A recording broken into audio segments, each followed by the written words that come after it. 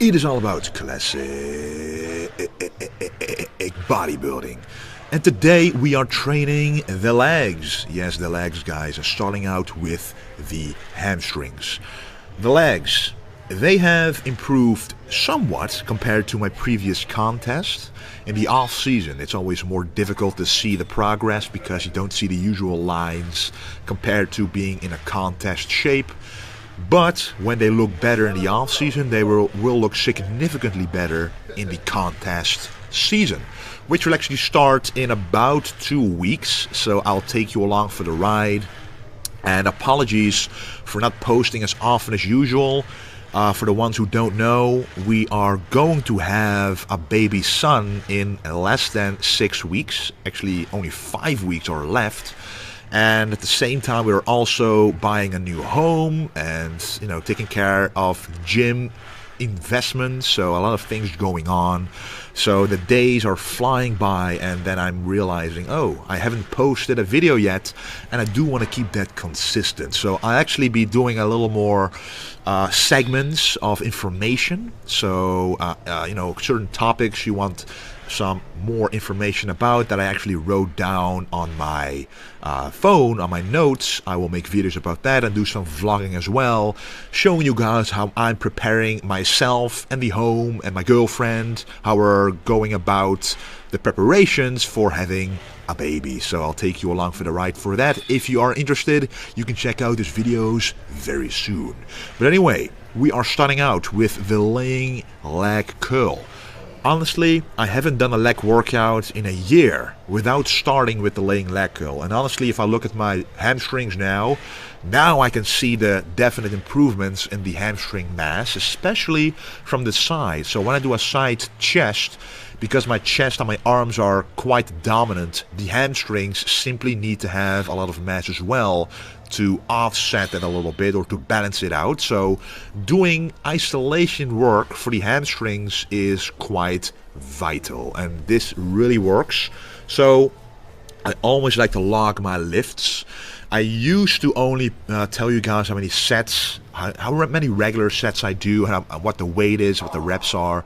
Now what I'm putting here is the warm-ups. So all the sets before the first working set I like to call a warm-up. So this is the first working set, and that means this set will go to failure with, I think this was 8 reps with 62.5 kilos.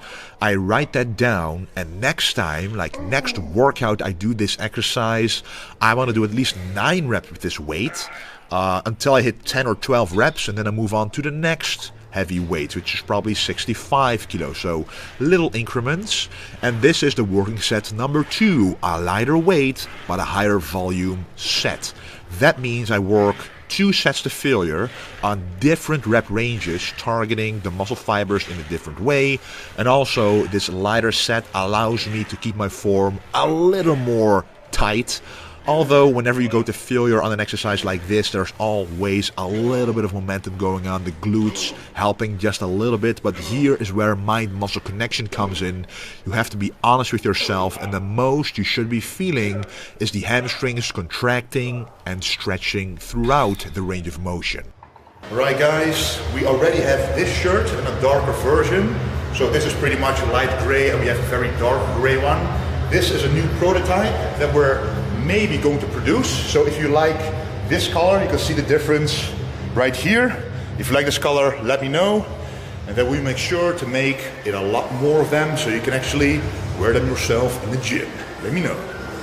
Actually, those oversized scoop neck t-shirts, the one that my dad is wearing, they are already purchased and available on vintagegenetics.com. We just decided to get them because this shirt I'm wearing right now was already available, and a darker one as well, and they were doing so well in the shop because people simply like the oversized old school style shirts, which I stand for. I stand for the classic vintage bodybuilding clothing, which I love to wear myself.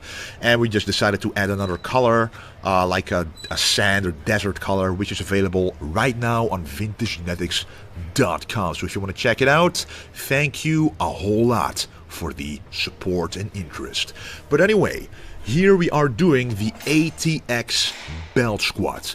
There are different kinds of belt squats, which is why I like to give you the brand name, the ATX belt squat, because there are different belt squats which have different mechanisms, and this one works by using a belt attached to the weight immediately, so without cable running through downwards and then to the weights, which some belt squats have. So I really love this because the fact that it's attached like this makes it feel a bit more like a free weight exercise, because you can actually move from left to right and feel the weight move along with your movement, so that feels a bit more free weight.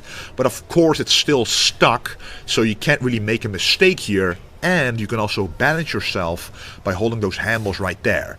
Now, the very big benefit of this belt squat is, as you can see, the range of motion is severely large. So when I do a back squat, I can go to parallel when I stand quite wide, but I can't go deeper without my lower back taking the brunt of the weight, and that's not what we want.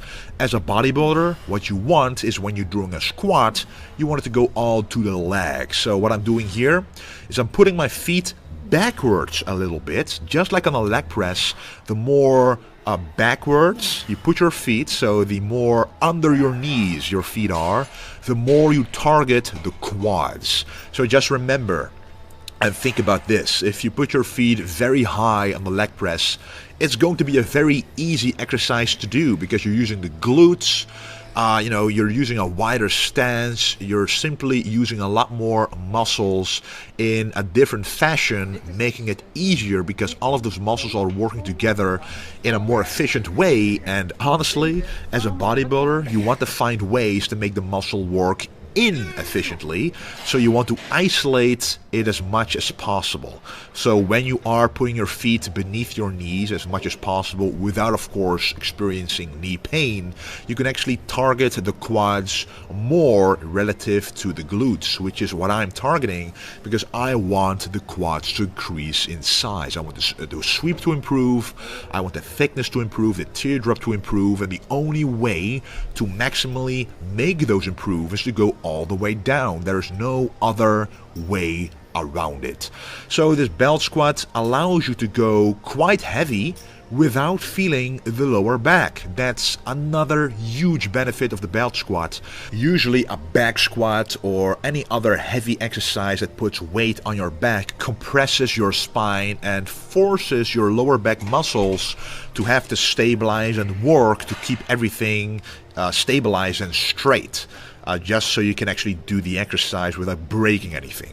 With this, however, the pressure is pulling on your hips, so the lower back is doing minimal work.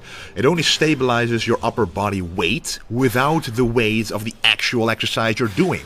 So all the brunt of the weight is on your hips, and that is much better for the lower back. It actually stretches it out a little bit, which is much better than compressing it and experiencing lower back pain. So this is the working set number 1, and what I like to do is sometimes catch my breath in between reps. If I didn't do that, oxygen would be the limiting factor, and I want the muscle to be the limiting factor. So I don't want to be able to go up anymore, as you can see right here, with a correct form. And that's when I know, okay, the muscle that I'm working has hit failure. So it's not because I'm tired, it's not because I'm out of oxygen, it's because I actually failed with the muscle that I want to work.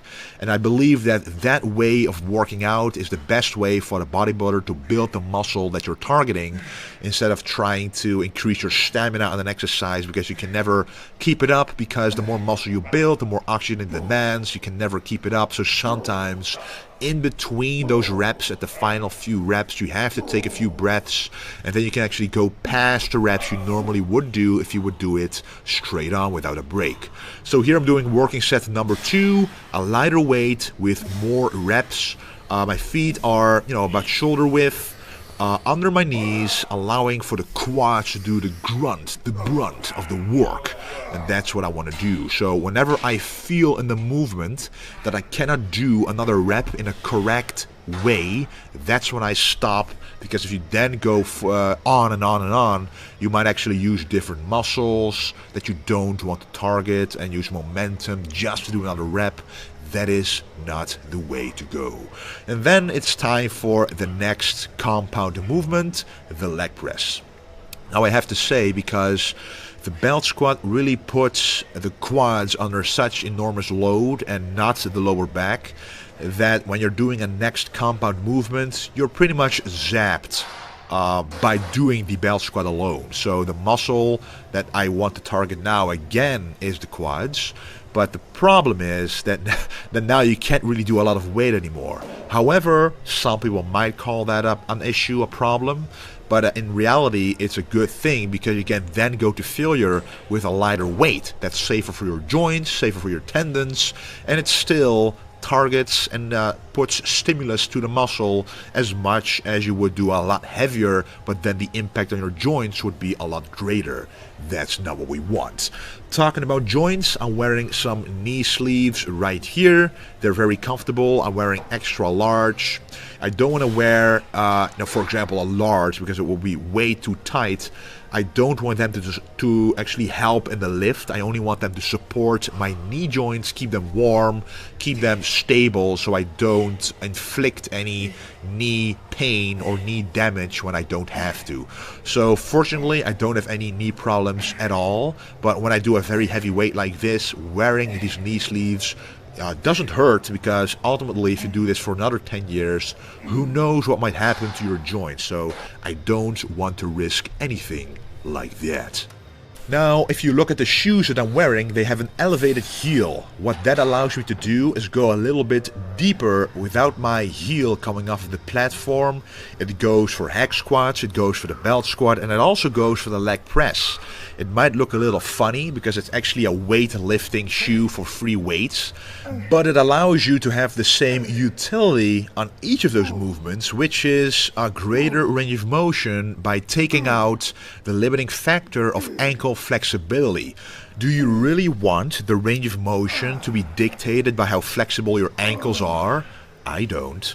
Of course you could do some ankle exercises to stretch them out here and there, but they won't get you as much results as wearing shoes like this. Now, obviously, you should be doing these exercises if you really want to do deep back squats, as deep as you can without your lower back being an issue, because the less flexible your ankles are, one part of your body then has to give in to be able to achieve a greater range of motion, and usually that is the lower back. And that's also not what you want. So it's a decision you have to make, but in my opinion, as a bodybuilder and you want to maximize your range of motion, wearing weightlifting shoes never hurts.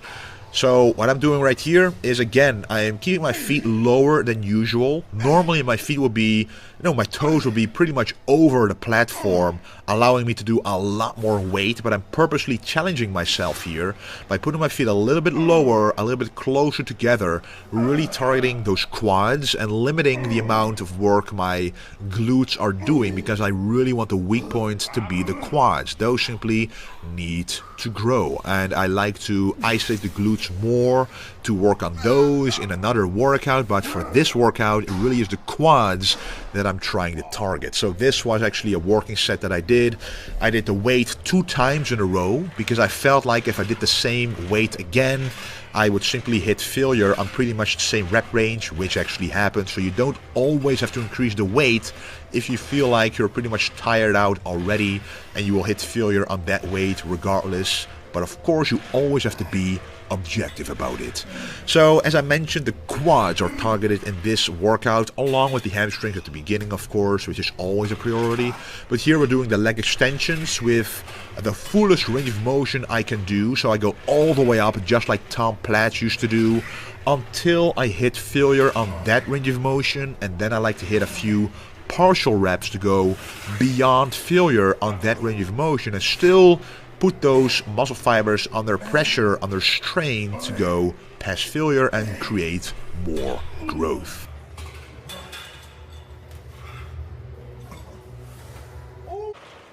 So of course this is my dad working out with me. It's pretty awesome that he's able to hit decent weights. And remember, he is in the 50-year-old range already, but he still looks very good for his age, and that is all due to being active, staying, doing the workouts, and you know, it's very motivating to see someone of his age still go at it very hard. And it just tells you that age is just a number, and a lot of people have told me they are not only motivated by watching the videos that I do, but also because my dad is doing the workouts with me, which is always awesome to hear.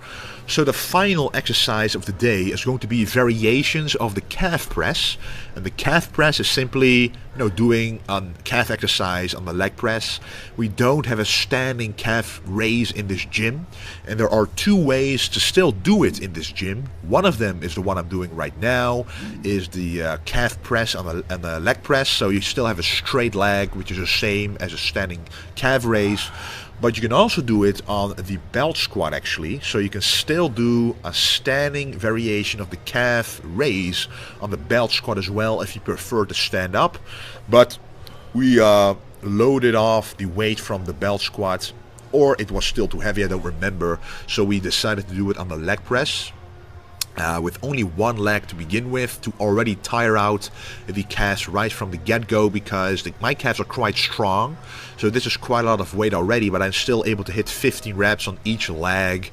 And for me, it doesn't matter with which leg I start. They're both pretty much equal in strength and size, but if you have one calf that is smaller than the other, always start out with the weaker or smaller calf, then match the reps with the other one to be able to balance those muscles out. So with a little rest in between, I'm now doing an exercise with two legs at the same time. So the first one was with one leg to pre-exhaust my calves, and then doing a two-legged exercise like this.